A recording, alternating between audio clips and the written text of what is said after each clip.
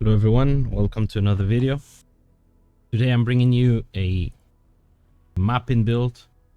Most of all, the idea behind this one was to make something with purple Youga that is not already made, which is the, any of the world builds which you already know are pretty good.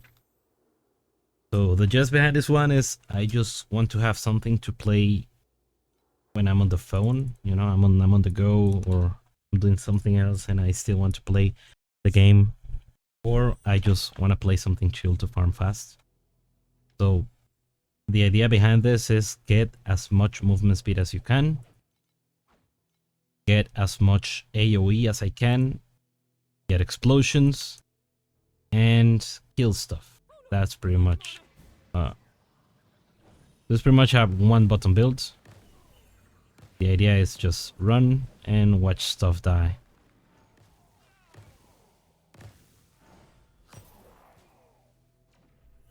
This is a T7 map, by the way. You can see monster level 82. Not juice or anything. I'm still leveling the character. 87. Still leveling the skills.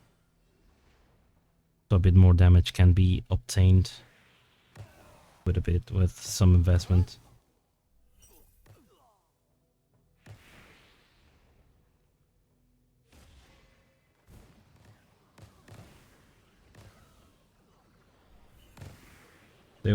I want to get really a whole lot of movement speed. I'm gonna achieve that through getting high blur effect. We have permanent uptime on blur thanks to the necklace, and we have movement speed from blur. So it'll be a matter of just scaling the effect of it. Then damage doesn't really matter as much because this is a T7 speed farming build.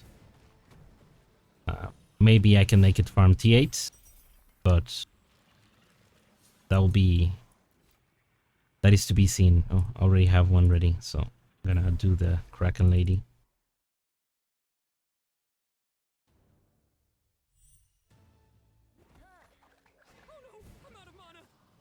So this is basically it. Just run around and kill. Nothing too fancy.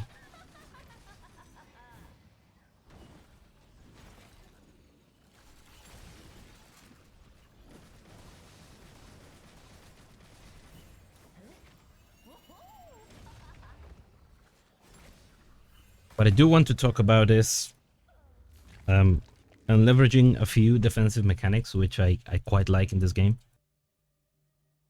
First of all, we're not really res capped. We're getting there, but it's not really res capped yet. But the build is very unlikely to die while mapping, and as usual, this is all trash.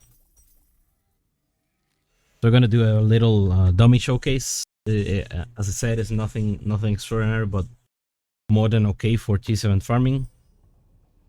The idea of this, you will play this character to just blitz through maps and eventually build a character that can actually do endgame content.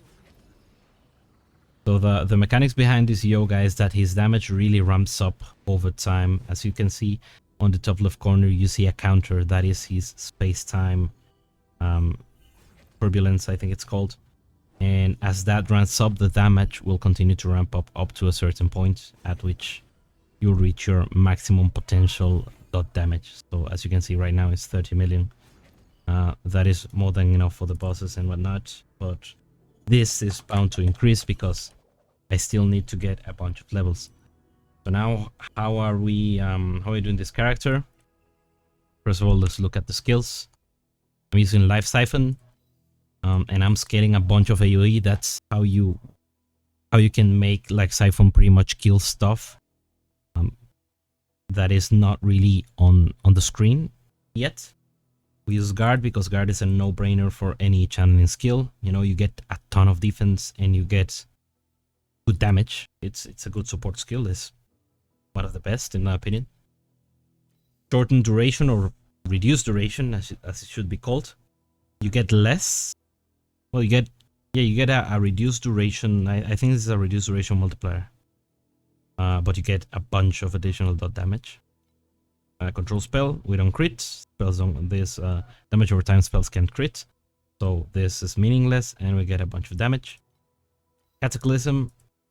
So the game won't recommend you to play this support skill, but since Affliction basically makes the enemy take more damage over time. The base is 0.5% increased damage taken per point of affliction, scaling up to 100, which means the enemy will take 50% increased damage per point of at 100 affliction.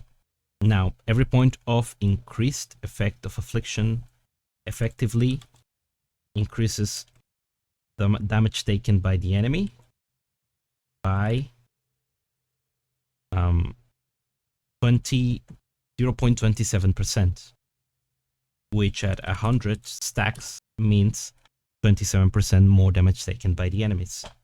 So this is a 27% additional multiplier for the skill, but because of how additional multipliers, I will have to do the math on effectively how damage taken affects the rest of the multipliers. This is a separate multiplier that it's really strong to scale.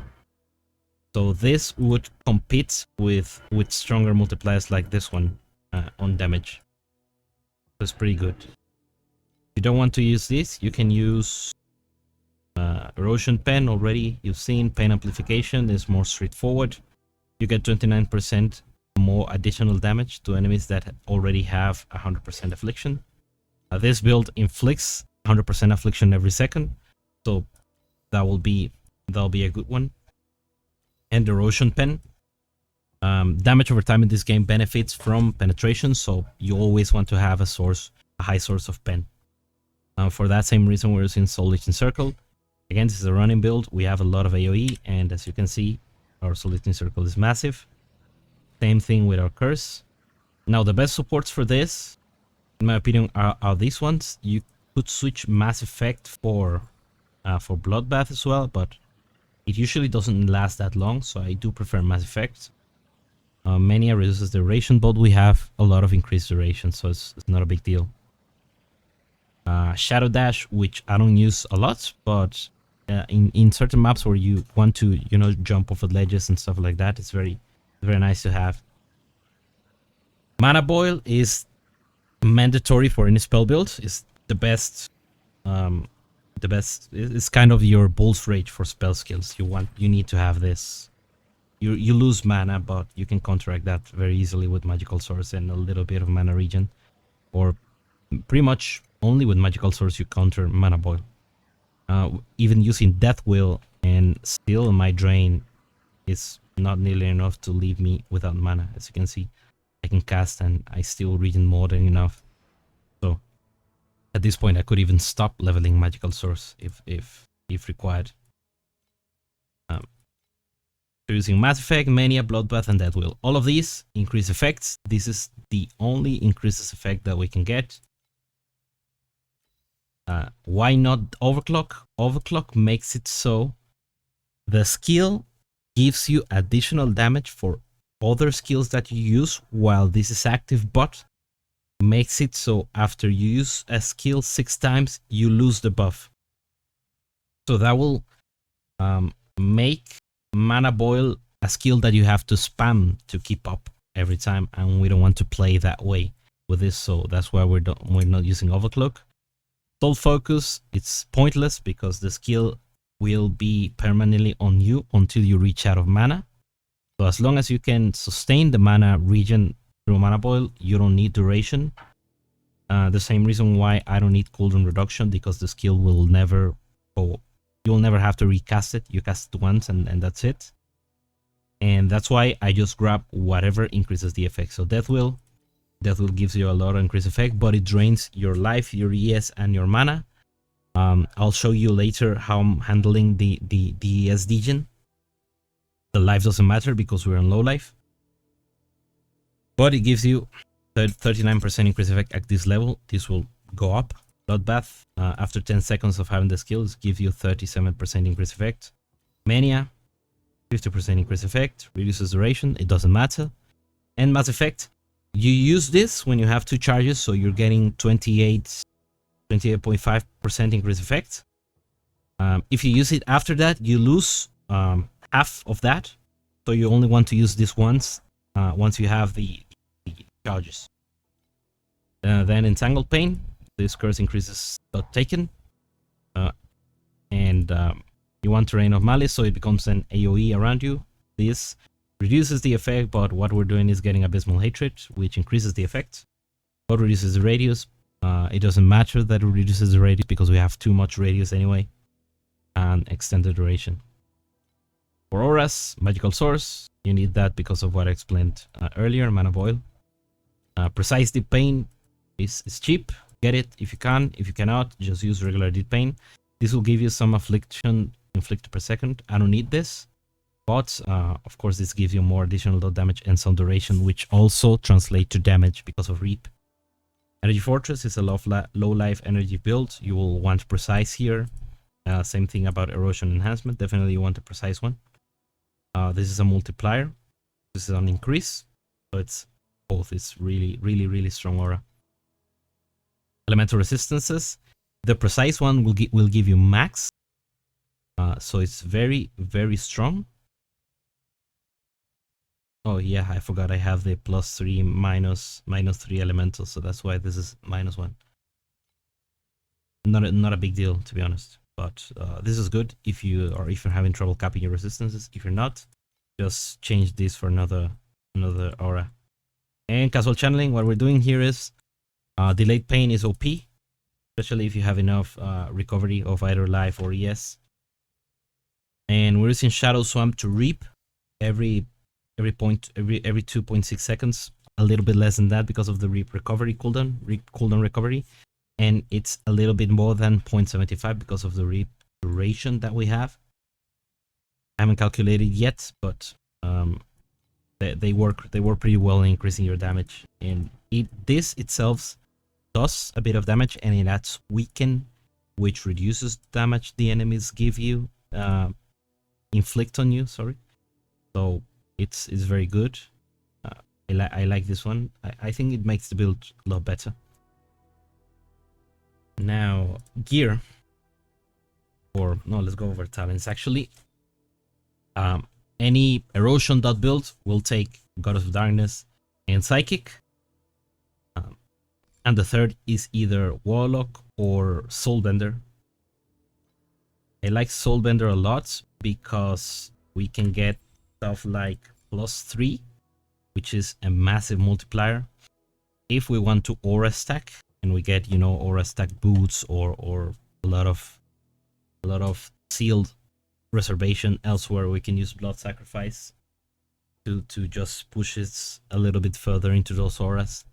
But if you're not, just grab Twisted Belief. The tree itself already has a bunch of sealed mana, so it has 6% here and it's 10% here, so 16% just in this tree. Quite strong. You also get aura effect and skill level. This helps us with swiftness, which we're using to increase our movement speed massively. And another important thing here is grabbing blur effect and movement speed per blur. We're scaling blur and blur effects. The more blur effect you have, the more this movement speed will be increased as well. So it all ties together. As this first note, I'm grabbing this. Since our blur never ends, Spell Stab will not give us damage. So I prefer Tainted Blood for that reason. If you're in a regular build that doesn't have permanent blur, this is very good. Because your blur will last for around probably 6 or 10 seconds, around that. You take less damage for that window, then you lose it, you have 3 seconds of additional damage, then you gain blur again, less damage. So you have like 100% uptime on less damage and a 30% uptime on additional damage. This is very good if you have that condition. In Goddess of Darkness, we grab Plague, more damage, very good. These two, none of these two are quite good, to be honest, for this kind of setup. And in this, you can grab any of these. All of them are great. In my case, I think because I'm scaling blur effect, this is better. But this nearby, I think, only works for like the things that we have, the enemies that are right beside us. So for more damage to units that are far away, you will grab Forbidden Power. If I were to take this build to T8, I will definitely go for Poison Relief, without a doubt. Best, I think it's one of the best defensive nodes in the game, if not the best one. Here you grab some Radius, grab this. This is our source of gaining Blur in the first place. And some persistent level. The injury buffer is insane. It pairs with Delayed Pain, it pairs with Poison Relief as well. And Psychic, no brainer. Psychic, there is only, in my opinion, only one good node here, and it's Affliction. This is decent, but this element damage is not multiplicative. It's not an additional multiplier, it's just an increase. So it's not great. The additional control effect, it makes your slows stronger, but I don't know. I don't see why you would need this. And the same thing about Holiness Curses. Maybe on T8 maps where you get a ton of maps with curses, this could be useful, but otherwise I'll just stick to Affliction. And since we're not inflicting wilt, Repurification is a no-brainer. You have to grab it. Verbal Abuse is good, but that will make it so we have to cast another curse, which wouldn't honestly be a big deal. But in this case, I'll go with Repure, and more with less you get from the boots. And even if you don't use the boots, Repurification is superior in any case. If you're not doing wilts, you always want Repurification for any damage or time build. And here, just go get Reap Duration, Reap Cooldown Recovery, Affliction, all of that good stuff. I'm just gonna do a slow pan on the tree. Now, here, this is the juicy stuff. While farming, we want explosions, because explosions are nice. You can get this to 100% explode for non-elites. This is the ideal corrosion. I got this one. I like it. What this does is, you kill an elite. If you happen to kill an elite before you kill ads, everything around the elite will die. Will just explode. It's very interesting. So this double corruption would be very, very interesting to see. I'll probably have to play around with it. But ideally you get this because you kill every small, every non-elite unit, and the explosions around the elite will kill the elites. So it's actually better.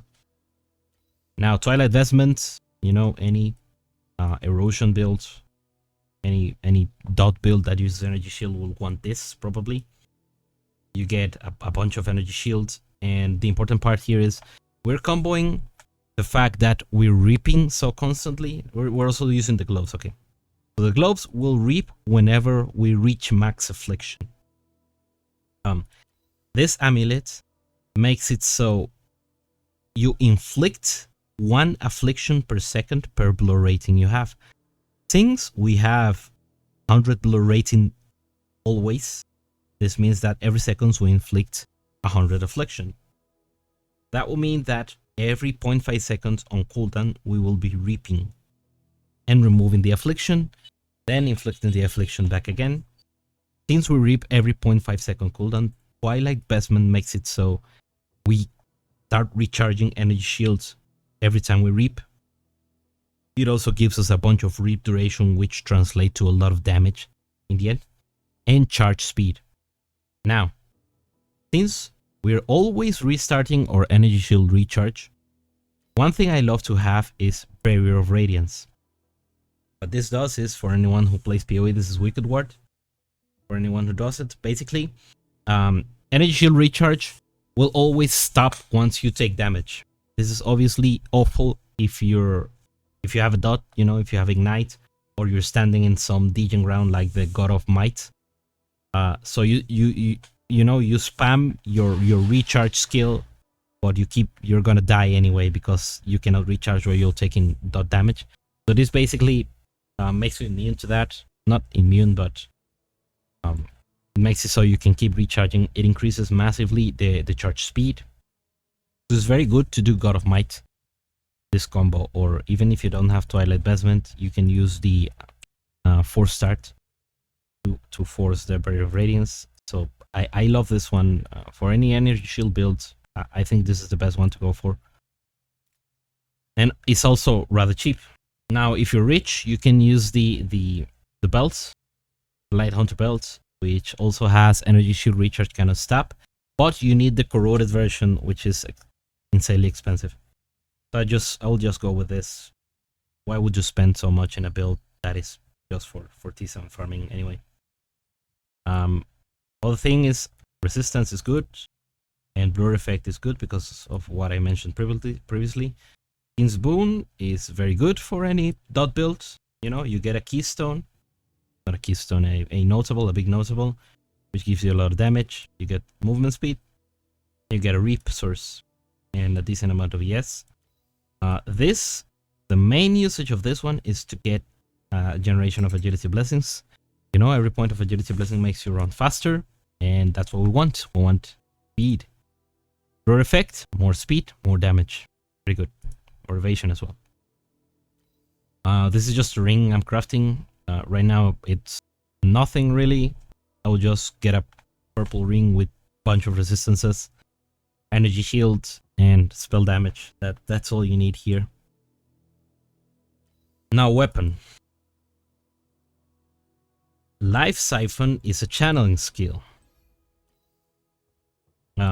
Now the way this skill works, it's weird, because usually channeling skills will deal more damage when you have the max stacks, or will do something like get you to max stacks, do something, and then remove all your stacks. This skill doesn't do that. And it's actually really weird because this skill doesn't really care for you to be at max stacks. That's why I'm not using things like channel preparation, because it doesn't really matter. Okay, so what this does is you start channeling the skill, and it will connect to a unit that is in range, and this is where the it doesn't really have an area attack, so that's why you cannot use like concentrated effect. I forgot what is the area one. You know, the reduce area of effect or increase area, you cannot use that because it doesn't have the area attack, but the area on which it can attach to enemies does increase with radius, with skill radius. So that's why we're scaling that. And what you do is the following. It will deal this amount of base erosion damage per second. It will give you 0.5 or your max life. So this is kind of like it's not a regain, kind of an instant recovery of life every second per link. And now what it says here is 5.5 additional damage for every max stack of the skill. So it doesn't say per stack. It says max stack. So even if you don't manage to, even at the very start of the channel, you're already getting this multiplier here, which in our case is 6 stacks. That will make it that'll be 35%, right? 33% additional damage. So another stack will give you 5.5% additional damage. And it says that you get 1 link per channel stack. Now, this part here is weird, because even, okay, it starts with 5 links, and you get 1 more link per stack you own. That will mean that at 6 links, you will actually have 11 at 6 stacks, you will have 11 maximum links. 11 enemies that you can attach to. Now, we don't really care about that because we only need to deal damage to, 2 or 3, and then the rest would explode. So that's why it doesn't really matter that mechanical part. But the point is, if you get max stacks, you will increase the damage ever so slightly. So that mod on a weapon or on a piece of gear acts as an additional multiplier. So that's why I'm going with Throne, Supreme Throne. Now this does various things. It gives +2, you know, skill levels increases spell damage massively. So you always want to get levels whenever you can. And we're getting +1 stacks, which is 5.5 additional damage. You can read that as such. And Throne. Now Throne, what it says is that you get 8% additional damage and you take 5% less damage. Up to 10 stacks. So that means while you're moving and channeling this skill, you're effectively taking half damage. If I read that correctly, and if the additional damage taken calculation is as I think it is, you'll be taking half damage all the time because this channels up to 10%. So it's 50% additional damage taken negative, and you will be dealing with channel skills 80% additional damage. So that's why you'll always want to use this weapon for any skill that you can keep at max stacks. And here's the important distinction: you have a chance to lose a stack when you don't deal a crit. But best part is, since this is not a hit build, we never crit, we never hit. So well we hit once with the reaping. I remove that one. Okay, if you add a spell such as castle channeling, for instance, I don't know if the first time this is casted is counted as a hit. It actually is. So you'll cast this will count as a hit, and this will never crit because I don't have crit chance. So you have a chance of losing a stack then, but then you'll recover it quickly. So it will be fluctuating between 9 and 10 stacks. If you add, for instance, Scorchy Pulse, you will also hit with this and not crit, so you'll also lose stack there. But for most of the time, you will be remaining at this, right? As long as you're keeping your max stacks. You can see we reach 6, and then we start gaining the throne, we start gaining damage, and we take less damage as well. For a second weapon, you could go with a shield. You know, get a bunch of resistances, less damage taken. This would be erosion damage instead of elemental, or energy shield, whatever. I just crafted this for another build and just thought of reusing it, but I instead crafted this weapon, which has a bunch of radius. So this is where I get most of my radius. I would honestly think this is better, you know, just go for the weapon. This is a mapping build. You're not at risk of dying a lot. So just get comfortable, get radius here in the ring, get movement speed actually, get more movement speed, or get another resistance. These are the only pieces that we craft. You can make a case for crafting boots, probably. And maybe a helmet, perhaps. Well, I will need to try that. Maybe there is maybe you could get another source of explode somewhere, or just don't care about the explode and then craft a helmet, and there you can get some resistances, some more radius, you know, other stats, +1 reduce aura reservation. But yeah, pretty much it in terms of gear. Relics, mapping build wants movement speed, so you would want ideally 3 with 20%. Since you want as much to benefit as much from this, you will grab the most important mod here is high hero memory effect. These roll up to, I think, 58%, but the high tier and high roll of the memory effect is very expensive in every single character. So just get what you can at the moment. and then just get the 20% movement speed are very cheap. You can get 20% movement speed with anything. Ideally, I will go with 20% movement speed and radius. I had this affliction before. This is not needed anymore. So just go movement speed and radius, or movement speed and rip duration, or rip cooldown recovery speed, or affliction effect, I think is the other mod.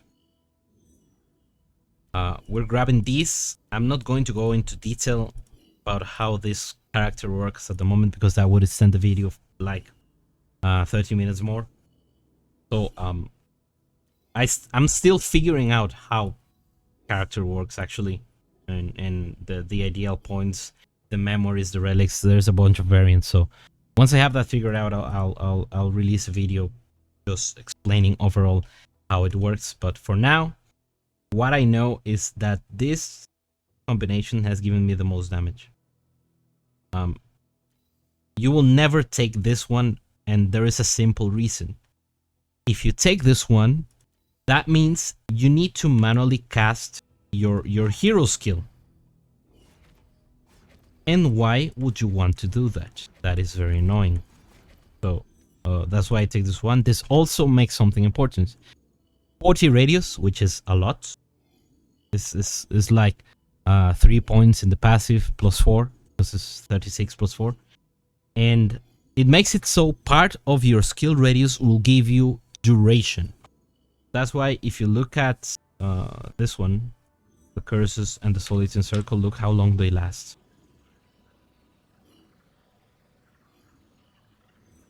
That's pretty good, right? You even already have your cooldown, and you still have the curse, so that's 100% uptime on the curse, and 100% uptime on solitude circle as well. Also, the more duration your dot has, the better it is for repurification. So that's all I have for now. Next steps, I'll continue to level this character, probably get it to 97, 98. I'll add some precise auras, some get level 20. I already have the level 20 Life Syphon. It's extremely cheap.